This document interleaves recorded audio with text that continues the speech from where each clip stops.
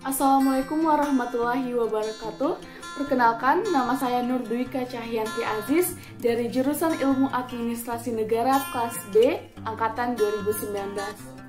Baik, kali ini saya akan menjelaskan secara singkat mengenai perkembangan administrasi publik. Nah, perkembangan administrasi publik terbagi atas dua fase.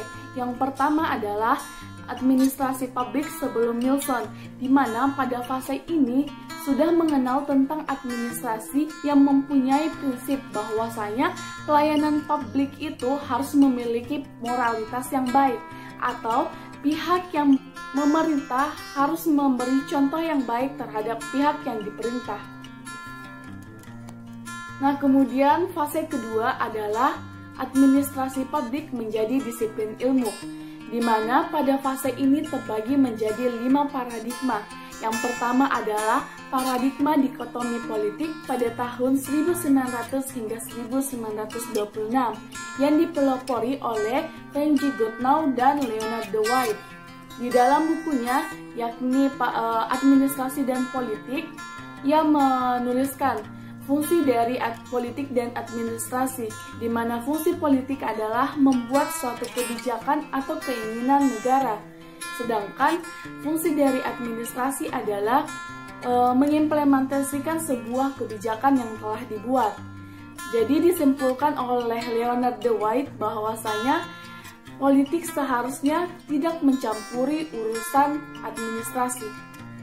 Nah, kemudian paradigma yang kedua adalah prinsip-prinsip administrasi negara pada tahun 1927 hingga 1937, di mana salah satu pelopornya yakni F.W. Taylor mengungkapkan beberapa prinsip-prinsip dari administrasi negara, yakni yang pertama adalah perlu adanya pengembangan dari manajemen untuk memperoleh suatu kinerja yang baik. Kemudian yang kedua adalah perlu adanya proses seleksi dari pegawai agar mereka dapat bertanggung jawab atas pekerjaan yang mereka lakukan. Kemudian yang ketiga adalah perlu adanya pendidikan dan pengembangan terhadap pegawai. Dan yang terakhir, perlu adanya hubungan yang intim antara atasan dan pegawai. Kemudian paradigma yang ketiga adalah administrasi negara sebagai ilmu politik pada tahun 1950 hingga 1970, di mana paradigma ini merupakan suatu usaha untuk menetapkan kembali hubungan konseptual antara administrasi dan politik. Nah, kemudian paradigma yang keempat adalah administrasi negara sebagai administrasi pada tahun 1956 hingga 1970, di mana pada paradigma ini ilmu administrasi negara hanya menekankan pada fokusnya, namun tidak pada lokusnya. Nah, kemudian paradigma yang kelima adalah administrasi negara sebagai administrasi negara pada tahun 1970. Nah, di mana pada paradigma ini administrasi negara dinyatakan sebagai ilmu yang murni dan dapat diterapkan pada semua bentuk negara. Ciri-ciri administrasi negara. Yang pertama, administrasi negara adalah suatu kegiatan yang tidak dapat dihindari.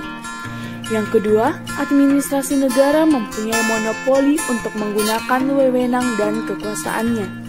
Yang ketiga, administrasi negara mempunyai prioritas.